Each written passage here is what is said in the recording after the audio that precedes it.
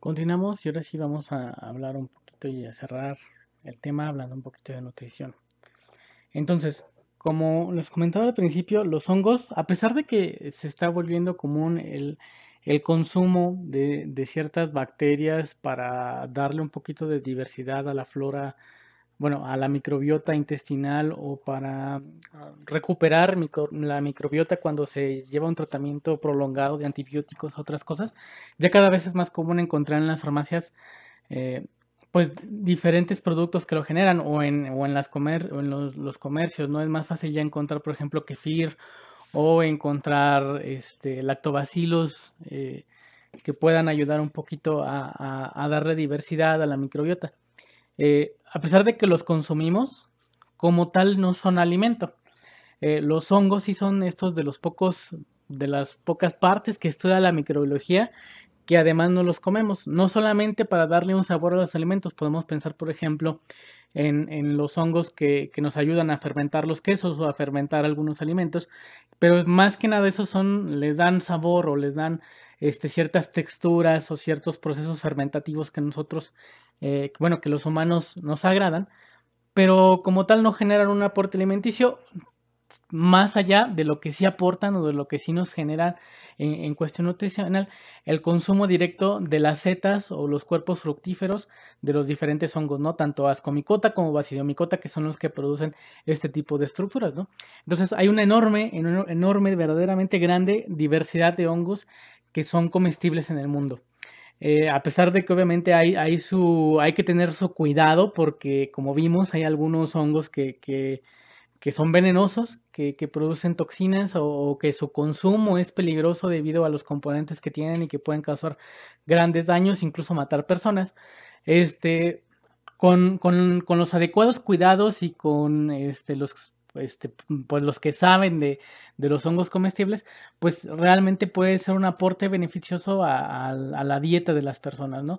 Y yo creo que aquí estoy poniendo algunos como de los más comunes y de los más fáciles de encontrar, que incluso en las tiendas de autoservicios, que podemos encontrar, ¿no? De hongos, los champiñones en sus diferentes variedades, el huitlacoche, o algunos otros setas amarillas que podemos encontrar fácilmente. Pero pues vamos a hablar un poquito con respecto a qué tan nutrimentales son, ¿no?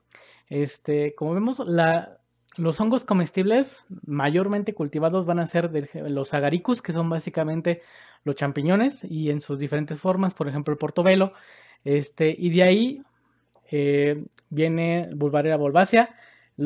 Están en orden las imágenes. Luego Pleurotus, Calocive indica, que es este blanquito de aquí. Este es Pleurotus.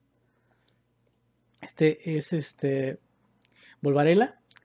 Eh, Lentinula edodes, es esta. Perdón, es esta. Y por último, el último, Flamulina velotipides, es este de aquí.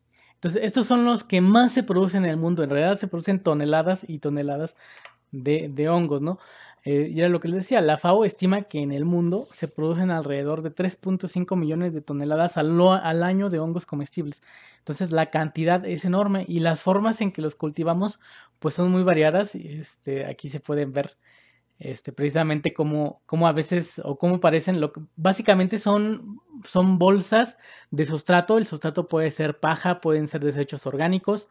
Normalmente son residuos vegetales y solamente se le ponen las esporas arriba para que el micelio poquito a poquito vaya invadiendo el cultivo vegetal y van como surgiendo de ahí los hongos, ¿no? Se mantiene con mucha humedad.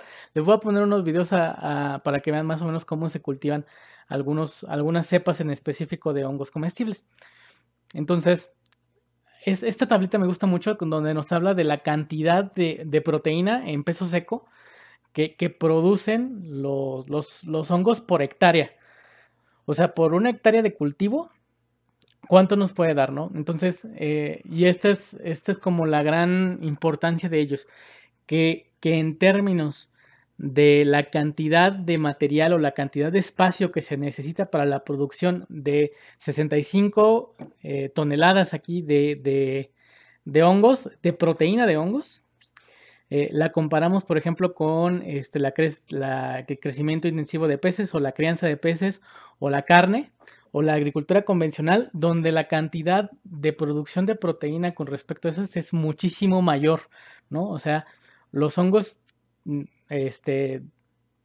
proporcionalmente al espacio que necesitan para su producción, es muchísimo más la cantidad de proteína que podemos tomar de ellos, que quizás es el nutriente principal o es, por así decirlo, como el factor macronutrimental principal que nos pueden aportar los hongos comparativamente, comparándolo, por ejemplo, con la proteína de las plantas o la proteína de la carne, que es básicamente muy parecida a la de la carne.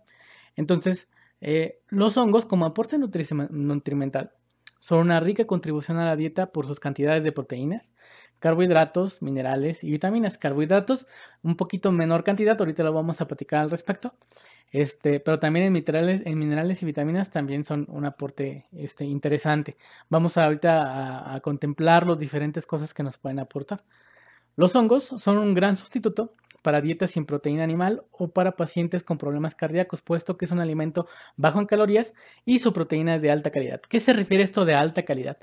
Se refiere a que a pesar de que todos los seres vivos producimos proteínas, todos tenemos proteínas, llámese planta, llámese bacteria, llámese un animal o un hongo, todos tenemos proteínas. Sin embargo, por ejemplo, las proteínas de las plantas tienen menor cantidad o incluso algunas ni siquiera tienen los aminoácidos que nosotros necesitamos para hacer nuestras proteínas. O sea, no tienen los aminoácidos esenciales o tienen en cantidad muy poca.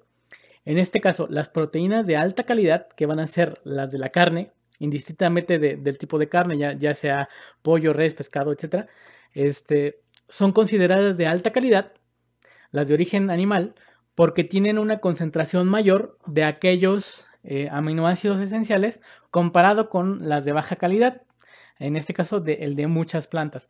Los hongos son considerados proteína de alta calidad porque también tienen un alto comparativamente, un alto contenido de aminoácidos esenciales comparado con otras proteínas de consumo.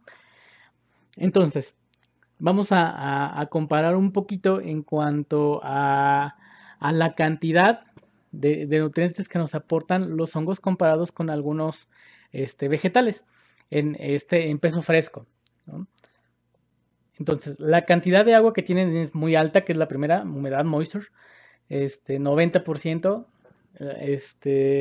Luego tenemos hongos, la col, la cabbage, coliflor, las papas, ¿no? Vemos la cantidad de agua que tienen, luego la cantidad de proteína. Entonces es alta comparada con los vegetales, parecida a la de la coliflor. La cantidad de grasas también, pero también son grasas esenciales, o bueno, algunas de ellas. También vemos que tienen una cantidad relativamente baja de carbohidratos, comparadas por ejemplo con la papa que tiene un alto contenido de almidón. También una cantidad adecuada de fibra. En cenizas pues es lo que queda después de que se somete a muy altas temperaturas. O sea, la cantidad básicamente como de minerales, podríamos decirlo casi. Y su aporte calórico también es muy bajo. O sea, vean cómo el aporte calórico es comparativo con cualquiera de las verduras. Sin embargo, su aporte de proteína es mayor, ¿no? Ahorita vamos a hablar un poquito más al respecto de las proteínas. Bien, en proteínas, como les digo, es más importante la calidad de la proteína que la cantidad. Entonces, la calidad de una proteína de los hongos es mucho mayor que la mayoría de las plantas y solo un poco menor en algunos casos o igual que la proteína animal. Entonces, los hongos son ricos en lisina, triptófano, y la digestibilidad de sus proteínas está entre un 72 y un 83%. ¿Qué quiere decir esto? Que aproximadamente de lo que se consume de hongo, la proteína que tú consumes, de un 72 a un 83% la podemos consumir. A esta propiedad en nutrición se le conoce como biodisponibilidad. O sea que nosotros al consumirlo no lo podemos quedar. Lo que sobre pues se va a ir igual con todos nuestros desechos o será consumida por nuestra microbiota, pero la cantidad que nosotros podemos absorber es relativamente alta comparada con algunos otros tipos de proteína. Los carbohidratos contribuyen a la mayor fracción de la masa seca de los hongos, o sea, ya una vez que se le quita el agua, la mayor parte son carbohidratos. Sin embargo, la ausencia de almidón, que esa es otra parte importante, los hongos no producen almidón, como si lo hacen algunos vegetales o semillas. Sobre todo van a estar muy común en los tubérculos como la papa, la zanahoria, el camote, etcétera. O en algunas semillas como el maíz, el arroz, el trigo. Entonces, esa capacidad tiene que, los hongos le da un alto contenido en fibra, sobre todo quitina, que va a ser, como ya vimos, su componente principal en la pared celular.